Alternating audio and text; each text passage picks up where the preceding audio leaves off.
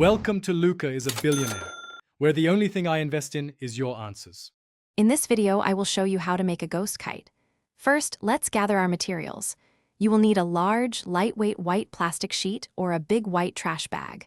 Grab 2 thin wooden dowels, each measuring about 36 inches in length. Don't forget your scissors, some strong tape, and a long, durable string for flying.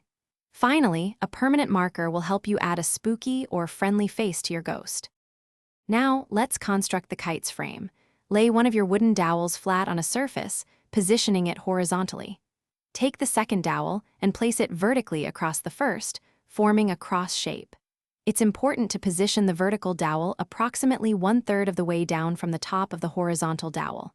Use your strong tape to securely fasten the 2 dowels together right at their intersection point. This creates the sturdy skeleton for your ghost kite.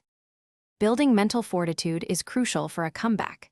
Spend 5 to 10 minutes daily visualizing perfect execution and successful moments on the field. During practice, set small, realistic goals like hitting 20 consecutive balls cleanly or bowling 10 accurate deliveries.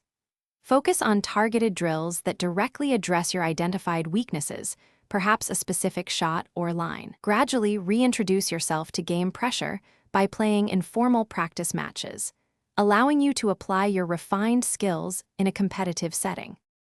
Finally, it's time for the finishing touches in flight. Grab your permanent marker and draw a fun, spooky, or friendly ghost face onto the main body of your kite. Now, take your long flying string and securely attach it to the exact intersection point of the 2 dowels. This central attachment ensures good balance when flying. Double-check that the string is very firm to withstand the wind. Head to an open, breezy area and watch your handmade ghost kite soar high in the sky.